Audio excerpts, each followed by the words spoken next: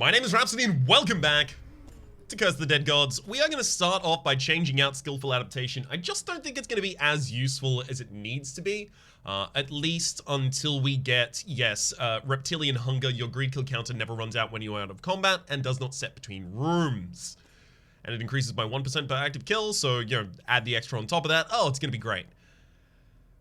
So I don't really know what else I'm going to do instead here. I'm thinking I might drop the Skillful Adaptation and then pick up Serpent's Bounty.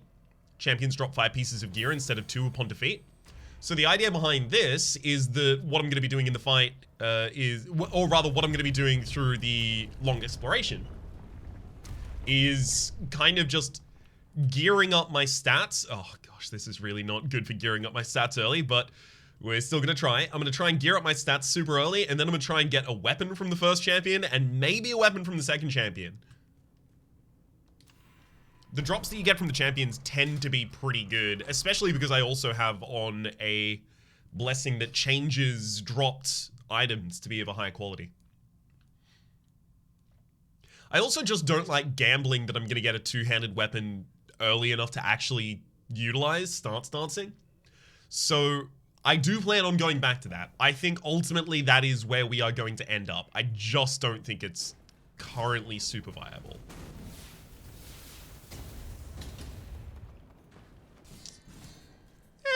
9 damage taken in order to get all the gold in that room. I feel pretty good about that, frankly. Deathwife down. Is it time to continue learning how to parry or not? No, apparently not. We're just going to finish the room without it. Fine. Alright. I'm going to try and open this chest as early as possible just in case it happens to give, I don't know, perception for extra gold gain while I'm completing the room. 30% extra damage against weakened enemies. Fine. That's not what we were looking for, but we get the kill immediately thereafter. And jump out to the next room. Easy. Alright, so we've got probably the relic stat relic and pay for the second relic with corruption. That's how I'm feeling this one's probably going to be going. But ultimately, we'll see. Hang on. I'm not going to be able to continue this combo, am I? Nope. Continued in time. Good.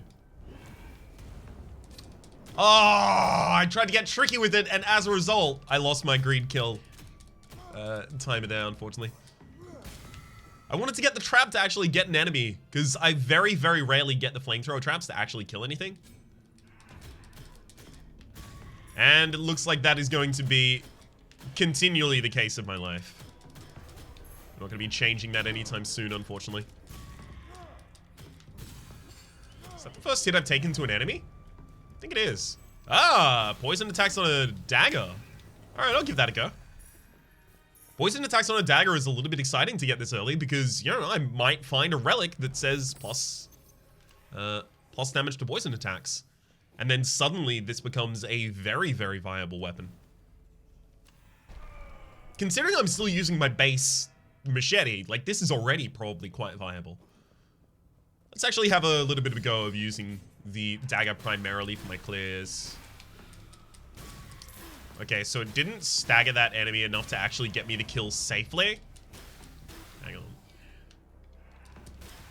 Okay, never mind. We have a torch here. Just needed to make sure that we were going to have some way to open that gate. Heal 4% of max health whenever an enemy is killed by the environment, as well as plus 66% healing on healing sources. So we're very, very, very heavily incentivized to try and get enemies to die to the environment now. That said, we also don't really need the health right now, so, you know, while the reward for it is great, maybe we don't care. Alright. Light up this room as well. Try and go for the Death Priest first. And then change while the Death Priest is out of the way. Well, not Death Priest, it's the Blood Priest. Death Wife, Blood Priest. Death Wife, Blood Priest. Death Wife, Blood Priest. Got it. I think it's locked in now. Hey, there's what I was talking about. The plus 45% damage to poison attacks. Is it good enough? God, it is, isn't it?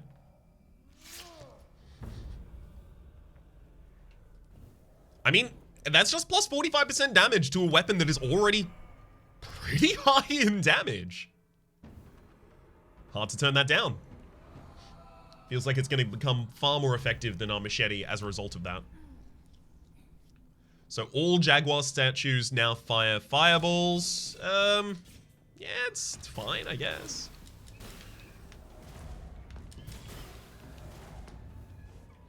All right, we're going to have to make sure that we let the enemies actually destroy the passages in this room.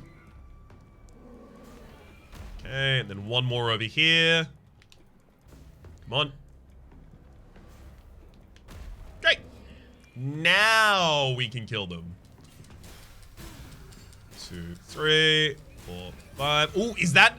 Oh, I think that actually might be the poison claw. It is the poison claws! I mean, they haven't got any extra modifiers on them, which does make them pretty bad, but plus 45% damage. Well, that's pretty good. 45% damage is like 22 points of dex, 22.5 points of dex, right? It's nothing to turn your nose up at. That's usually the amount of dex I have by the end of the run. And that's if I've gotten enough dex. Like that's if I've gotten all the dex I want, I have that much dex by the end of the run.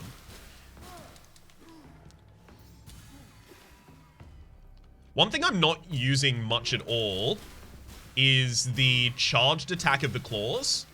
And I've been told a couple times, especially recently, that I'm undervaluing it as a really, really good gap closer. I always felt it was like too small of a gap closer to actually be significant because you had to get on the other side of the enemy to actually have it deal damage. But I haven't used it much, so I'm going to give it a little bit of a go. It definitely looks like we're going into a kind of poison build here. Definitely seems to be where we're going.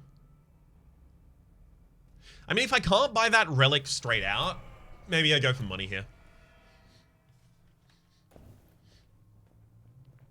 So I'm going to be very hopeful to find an upgraded version of either the Venomous Fangs or Serpent Blade. Especially if I get it from the boss and it has higher quality. Ooh, all of that would be really good. Crippling Bow, perfect shots weaken enemies now. Oh, that was way too early on my part. That was an awful roll.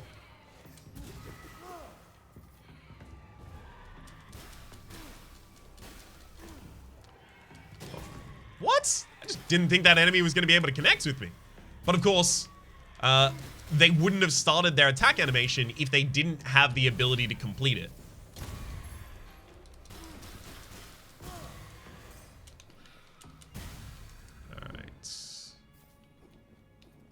What have you got for us? Ah. Primal hammer over the bow. I mean, I have no range. Gotta go for the bow if I have no range, right? 1, 2,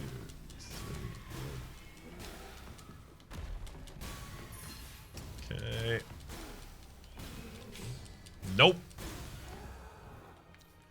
We demonstrated last episode that we know how to nope those enemies now.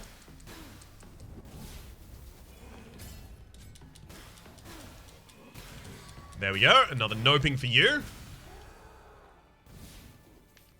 Just completely deny their melee attacks. I think it's very, very important, especially right now that they are not champions, that I practice on them as much as possible. Because if I practice on them as much as possible when they're not champions, I don't take as much damage when I need to utilize that ability against champions. Alright, what do you got? Deadly Obsession. Maximum stamina is... Yeah, this is the one that we're going to remove. 100%. Deadly Obsession. I'm not going to say it's what killed me in the last run, because the boss is what killed me in the last run. And without, with or without this, I think the boss still would have given me the absolute business in that fight. But this definitely contributed. Yeah, it's bad on my part.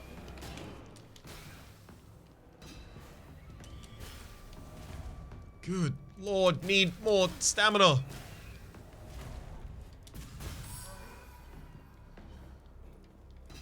Alright. Come and destroy this for me, bud. I always forget about this, but I didn't forget this time. Come and do it.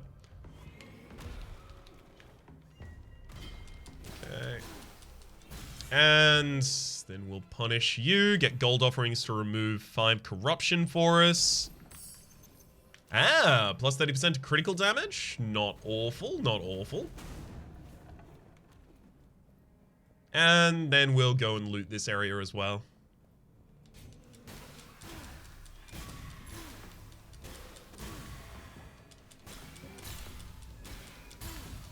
One, two, one. Got him. That was a very fancy way to get the kill at the very end there.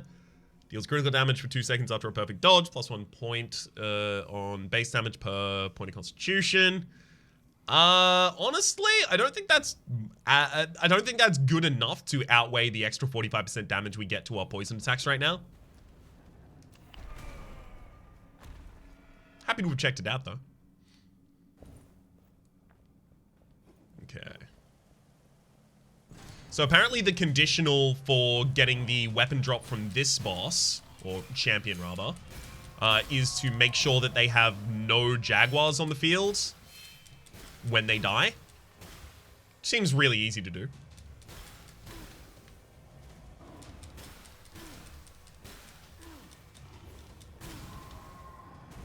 Whoa! Thank you, Jaguar statue, as well, for working out incredibly well for us right there. 1, 2. Roll, hit, roll, hit. Alright, we're set up pretty well now. No! And again. Nice. Remember when the second champion was like our dead stop point? Oh, actually, no, that was in the Serpent right. We should probably go back to the Serpent temple at some point soon, eh? Been a while. Alright. Champion goes down. And we get the removal of Deadly Obsession. We get 2 shields, 2 relics, and a Titan Slayer. Titan Slayer is plus 10% to its base damage, as well as plus 15% while in light. Plus damage against poisoned enemies. Plus 30% damage against poisoned enemies. Remarkable. That's actually very, very good here. 25% chance to automatically trigger a parry, as well as extra to our parrying window. Deals critical damage while the stamina is depleted and removes the corruption per enemy killed. Versus after you parry, your main weapon deals critical damage for 2. No. Plus 15 to fire attack. No. Plus 15 to critical. Also not that great, but probably fine to replace like a 30 against weakened enemies, because we're not really weakening enemies at the moment. I'm going to replace the Serpent Blade. So now I'm using the Venomous to set up for Titan Slayer and then just parrying in between. I don't like this build. I also really don't like all of the drops that we got from the champion there. Okay. I'm gonna go stats weapon here. So I'm gonna tag people with poison, then hit them with the Titan Slayer. Poison. No! Yeah, not being able to stop committing to a Titan swing. Oh, it's not great.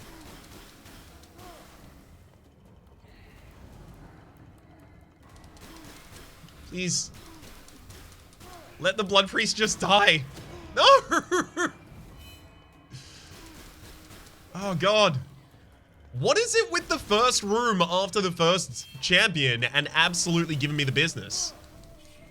Name a more iconic duo, I'll wait. That stopped me right as I was...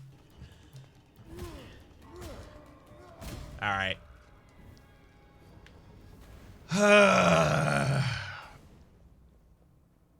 These weapons aren't really going to cut it. I need a weapon real soon.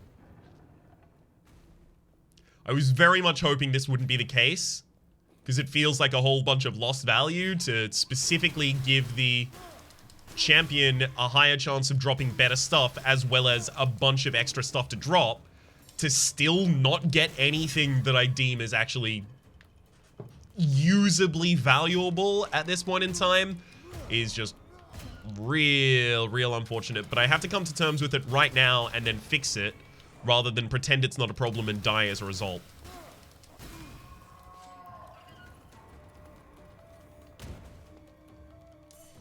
Ah!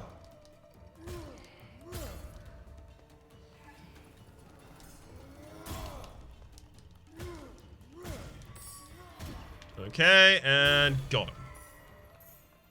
At least with very slow enemies, this is pretty good. Plus 33% to all healing effects. I can't take a bunch of things that say plus to healing effects and nothing that says this is a healing effect. Because I don't have weapons that are really good for pushing people into pits or in front of traps or anything like that.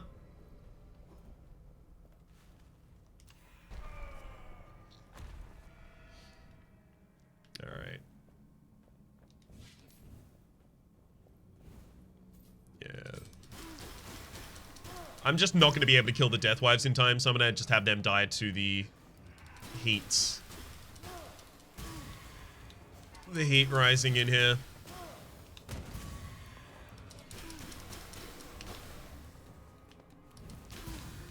Okay. Deathwife number 2 down. Deadeye number 1 down. Alright, good.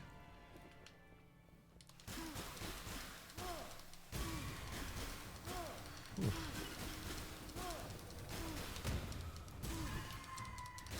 I actually get all of these in time? Hey, and that didn't drop a relic or a weapon. This did, though. Plus 30% damage while in darkness, and it has poison attacks.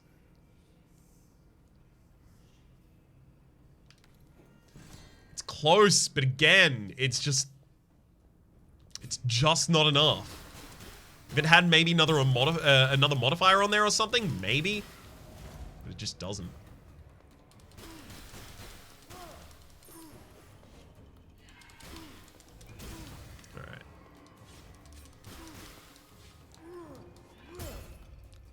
Let's poison you, then stagger and kill. Get another parry, stagger and kill. Great. Okay. So I only bring out the Titan Slayer when there are exclusively champions on the, elites on the field.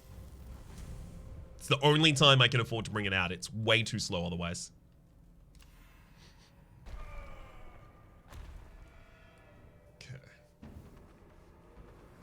The next curse we pick up is Blinding Greed. Gold on the ground disappears after an amount of time. However, it is also more gold. So we just have to prioritize collecting the gold on the ground first.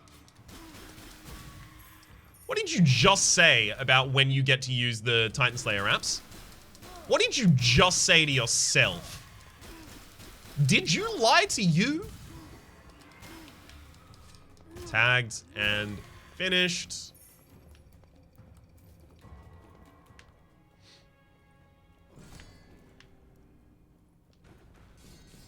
Okay, the gold only counts as on screen as soon as I see it. Oh, good gosh! That is so rude! That trap went off so perfectly. I thought I was just going to be able to roll out of it, but every single time I tried to roll, I got staggered and it prevented me from rolling.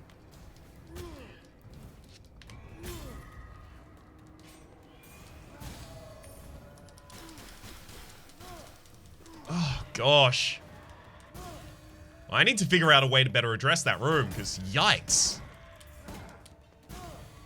That was awful. It was like 500 damage. And we definitely do not have a good way of healing up from it. I mean, my way of healing up from it is going to be, you know, try and kill the champion without taking any damage. And then heal next floor. That's the current way I propose.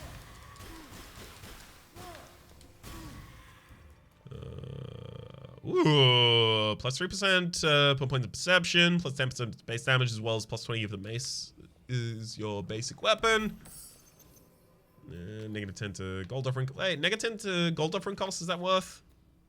Yeah, probably gold offerings remove 5 corruption is worth that. Alright. We get our weapon in one space time now. It's finally gonna happen.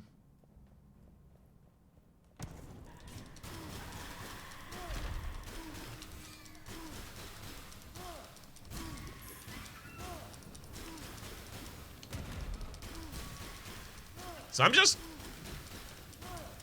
kind of bullying everyone at the moment.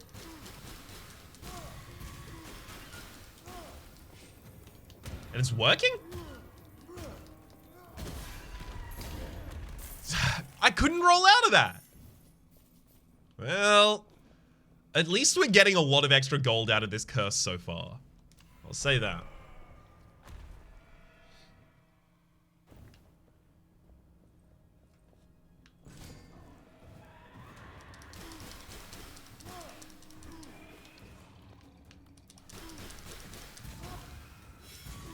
Come on. Someone died of the trap.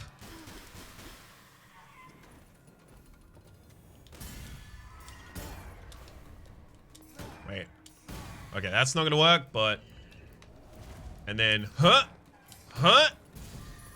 That's one dead to a trap, and that got me 99 health. Okay. The shield bash is actually gonna help us out a lot here.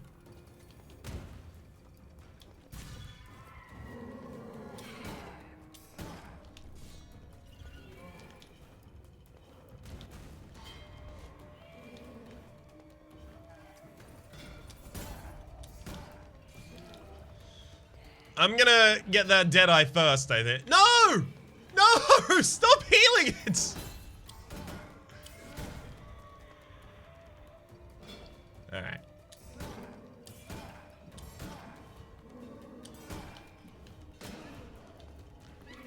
Now we get the Deadeye first.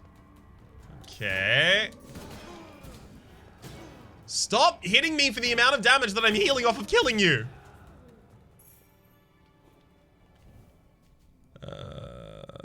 +1 damage per 20%. No.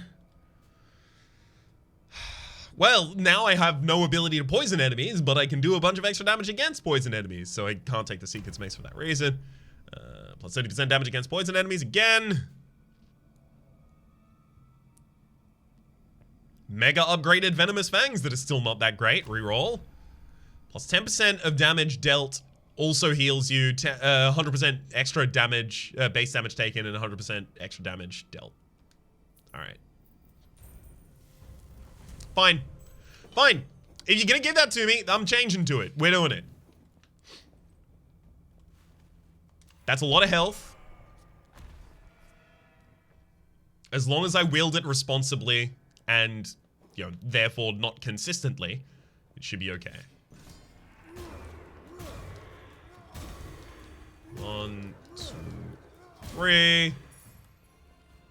Fire attacks, no.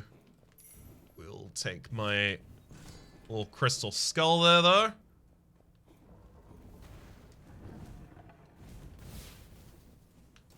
Making sure we blow this up so I can get in here.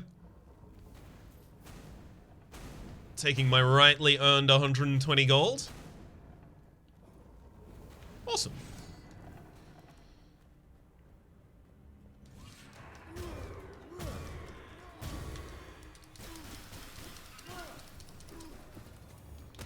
I really like how easy it is to open a room with this weapon. Because it's slow, but also so damn effective. Alright. Get these extra little piles. Jump out. I mean, I might have actually, like, made a lot of extra gold out of the curse. The fleeting gold, what it's called, the blinding greed. I feel like I've actually probably picked up almost all of the gold that I've seen. So however much extra gold it makes appear on the ground, it says the amount of gold on the ground increases. However much that is? No clue. Sadly. 1, 2...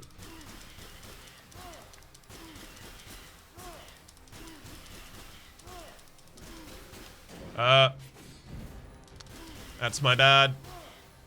I left myself out of stamina because I was thinking I'm attacking with a claw. Basically, I don't need any stamina at any point. That's a dumb thing to think.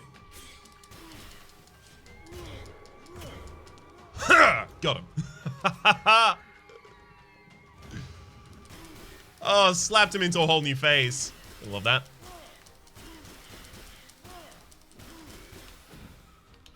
Okay, as long as I perfect roll through those, then I actually get stamina back at a reasonable enough rate.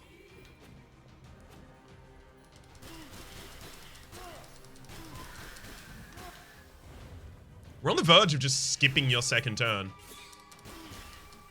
1, 2, 3. So I think I took one hit in that whole fight.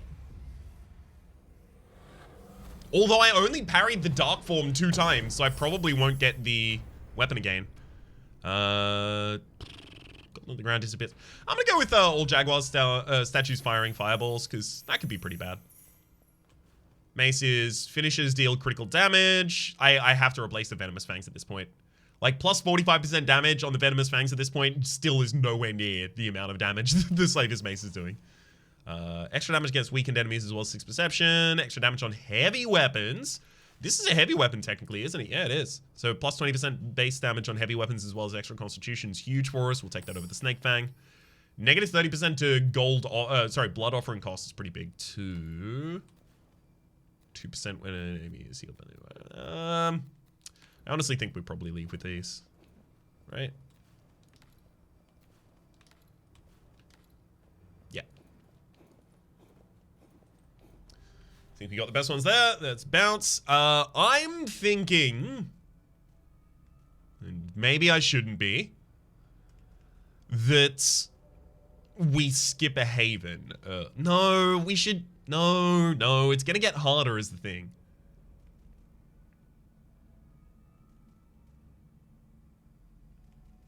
Yeah, it's gonna get harder. We're gonna get a Haven to heal up at the start, and then just try and use the sword to keep us on health parity constantly.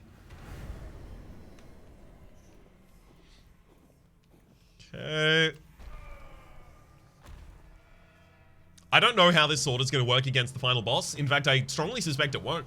Maybe we need to change this weapon before we go to the boss, because taking 100% extra damage and having a weapon that I can't really clip the enemy with constantly because it's a heavy weapon and the enemy is real hard to hit, that might just not be valuable.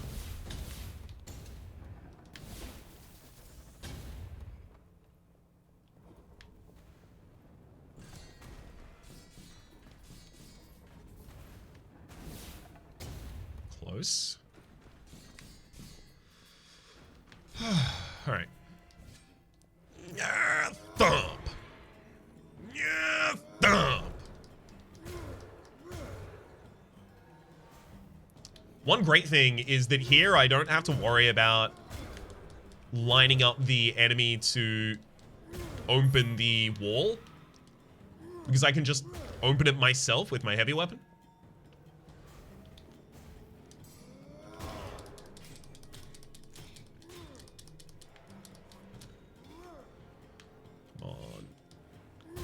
That'll do.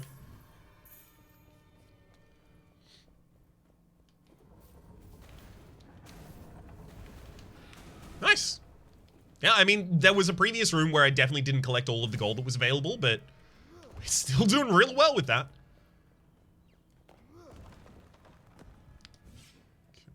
I'm gonna stay on the perimeter of this all.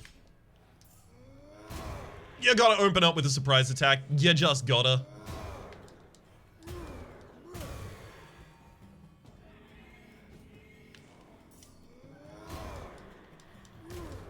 I mean, at least not only when you can, but also when it happens to be definitely the most strategic way to open the room with one less enemy to fight.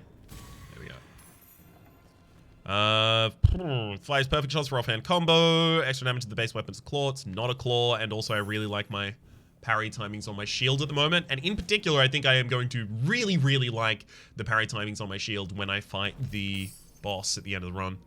5 extra dex, but gold removes 5 corruption. Like, I want the dex, but the other one is bad. Please put good stats on a good relic. For once.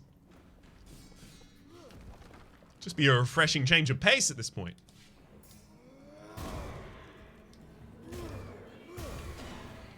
What? Hang on. Okay, yeah, you can animation cancel swinging. There we go. Oh, God. Trap in the middle of the room.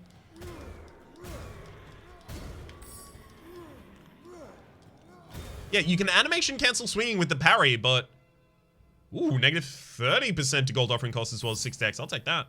Yeah, you can cancel the swing with the parry, but I could have sworn that I parried when the big boss was going off. That is to say, the big boy that we just thumped, the non-champion version of this that was in the previous room. Pretty sure I parried you.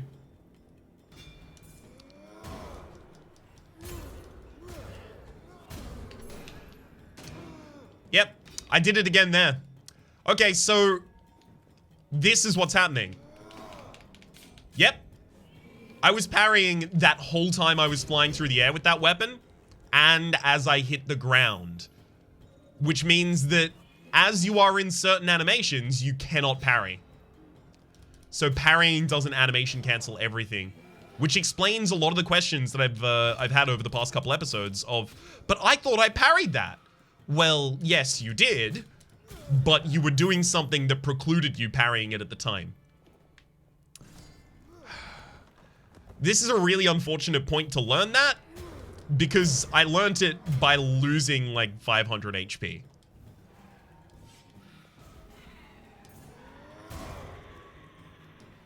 Not just by losing 500 HP, but like by losing 500 HP when I definitely could not afford to. This close to the end of the game. Not jazzed. Not jazzed about that.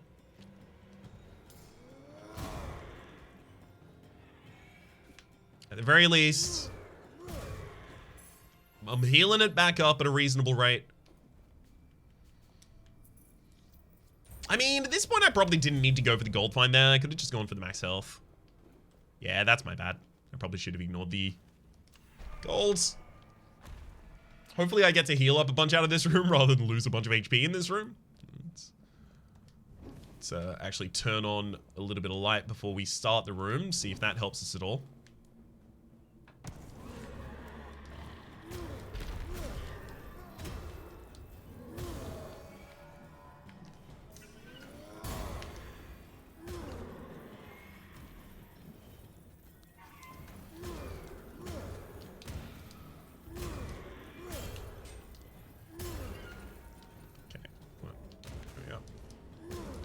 Yeah, okay.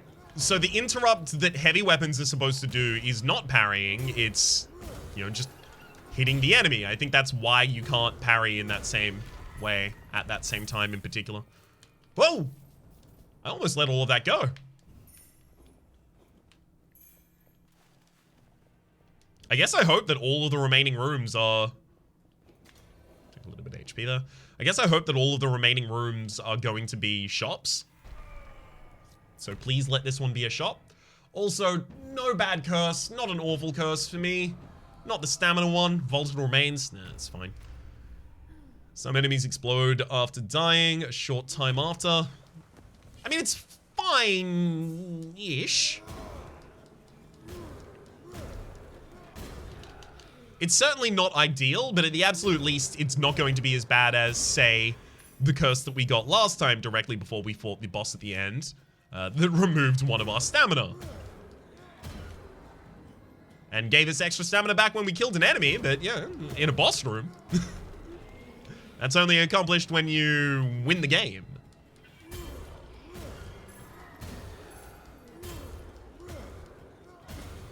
Okay.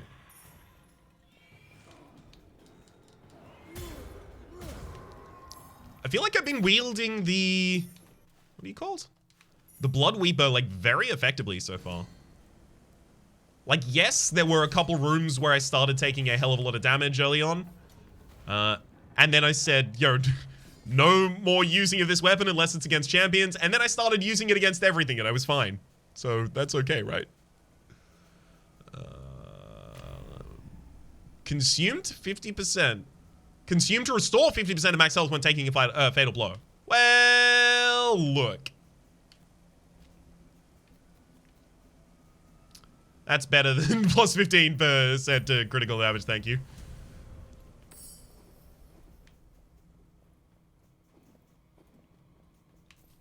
Very, very worthwhile.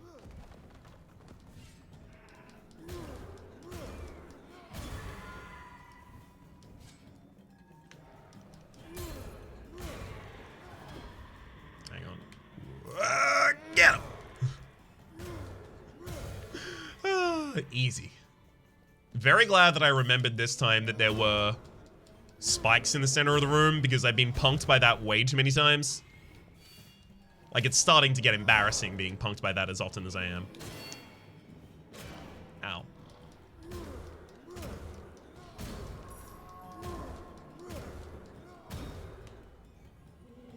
Just gonna walk away. There we go. Fire attacks, as well as extra damage per point of constitution. I think I probably do have a better chance taking this weapon into the boss fight than not taking this weapon into the boss fight, to be entirely frank with you.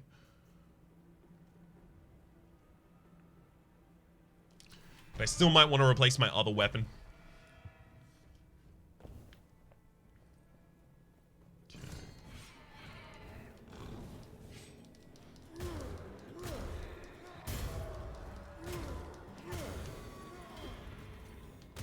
All I need to do is make sure that the Blood Priests die as early as possible.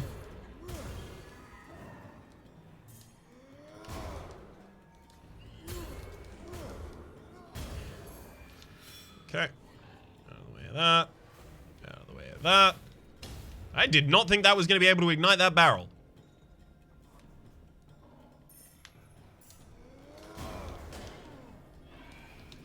How? I don't know how the Death Wife knew that I was going to be landing there, but well done.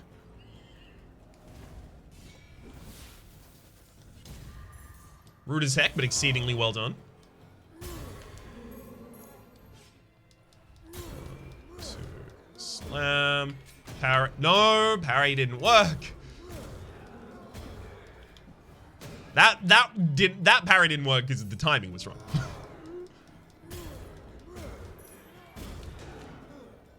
Gosh. I'm trying to use this weapon now to heal back up from the mistakes that I made because I was using this weapon too much. Ugh.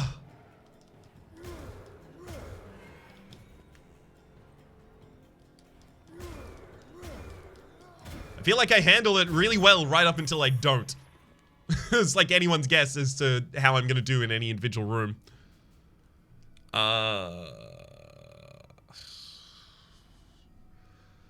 Gosh, do I change this weapon?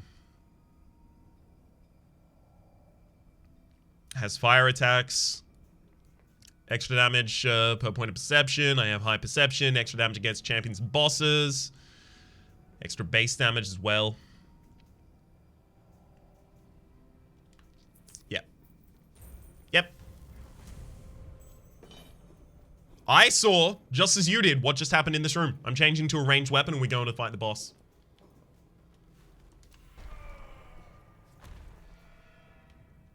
I'm gonna try and stay way further away and safer.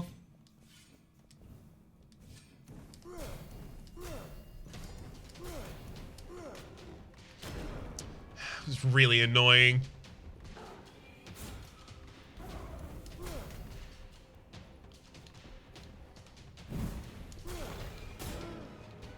What? They're so I rolled through that! I rolled through the I do not... I am so tilted right now.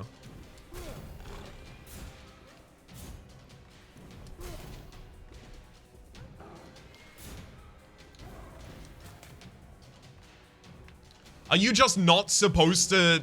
Like, will rolling through the fireballs even kill it? Like, is that the thing? Is that the thing I've been misunderstanding this whole time? Fireballs are just deadly the entire time? For an undiscernible reason?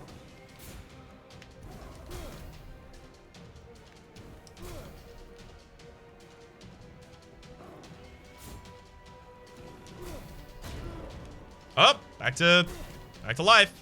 I forgot about this.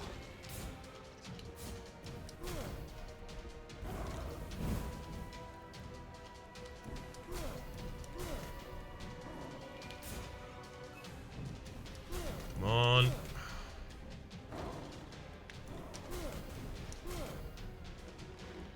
Well, I got down a quarter of their health at least.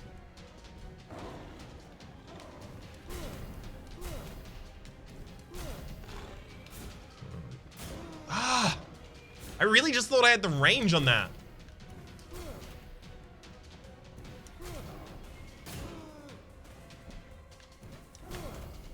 Come on.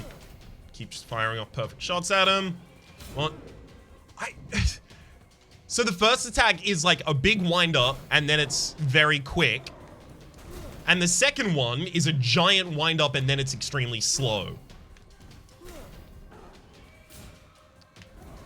It's like the attacks of this boss are designed to make sure that you don't remember how to deal with other attacks from this boss. Like they're designed to confuse you as to what attack the boss is actually doing.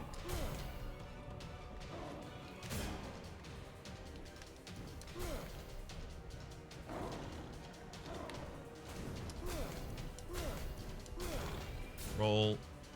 Ah! I never see the second one coming. I just never do. Oh. Okay, that's a 3 attack. I've never seen that before.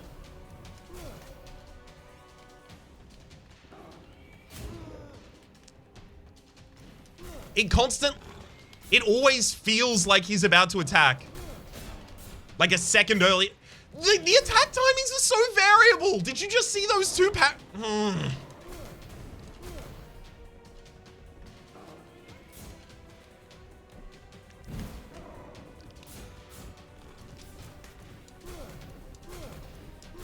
Stay at range, Raps. It's the only thing that's kept you alive so far.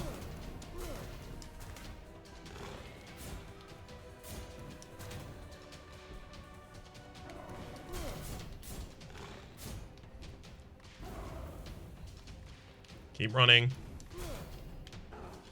One. Roll. Get out of there. No!